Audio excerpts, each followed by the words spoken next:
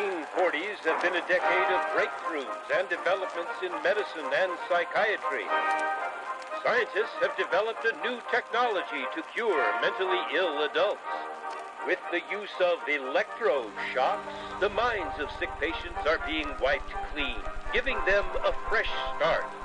On this blank slate, physicians then imprint a new, healthy personality. Remaking people, shocking them into obedience. This is a story about that powerful idea. In the 1950s, it caught the attention of the CIA. The agency funded a series of experiments. Out of them was produced a secret handbook on how to break down prisoners. The key was using shock to reduce adults to a childlike state.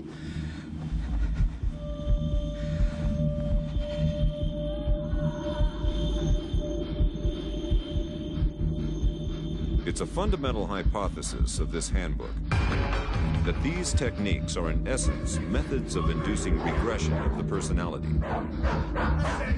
There is an interval, which may be extremely brief, of suspended animation, a kind of psychological shock or paralysis. Experienced interrogators recognize this effect when it appears, and know that at this moment the source is far more open to suggestion, far likelier to comply than he was just before he experienced the shock.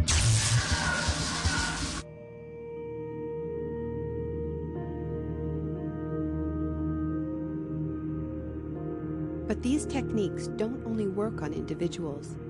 They can work on whole societies. A collective trauma, a war, a coup, a natural disaster, a terrorist attack puts us all into a state of shock. And in the aftermath, like the prisoner in the interrogation chamber, we too become childlike, more inclined to follow leaders who claim to protect us.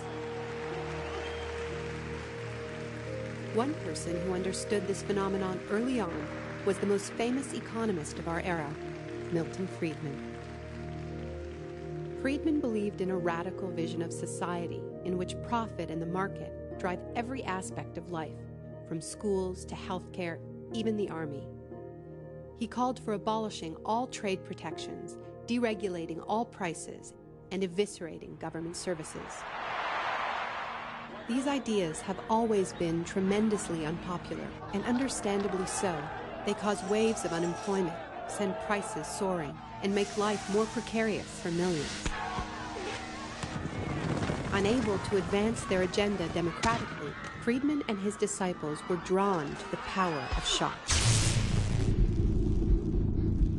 The subject should be rudely awakened and immediately blindfolded and handcuffed. When arrested at this time, most subjects experience intense feelings of shock, insecurity, and psychological stress. The idea is to prevent the subject from relaxing and recovering from shock.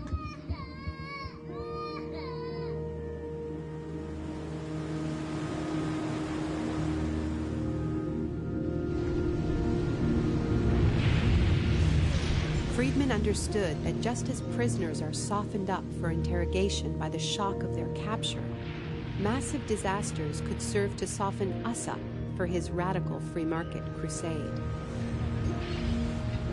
He advised politicians that immediately after a crisis, they should push through all the painful policies at once before people could regain their footing.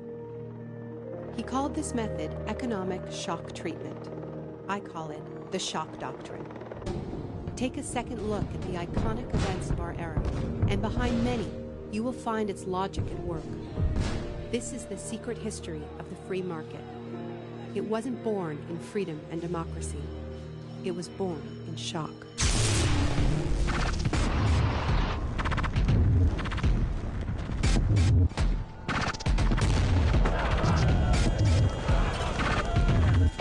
Let's just...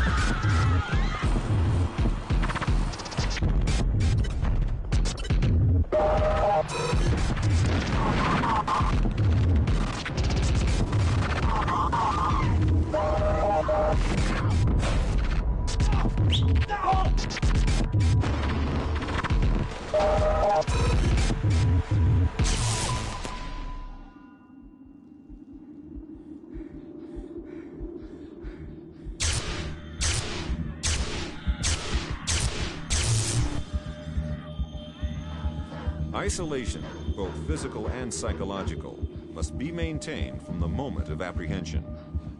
The capacity for resistance is diminished by disorientation. Prisoners should maintain silence at all times. They should never be allowed to speak to each other. There's one other thing I've learned from my study of states of shock. Shock wears off. It is by definition a temporary state. And the best way to stay oriented, to resist shock, is to know what is happening to you and why.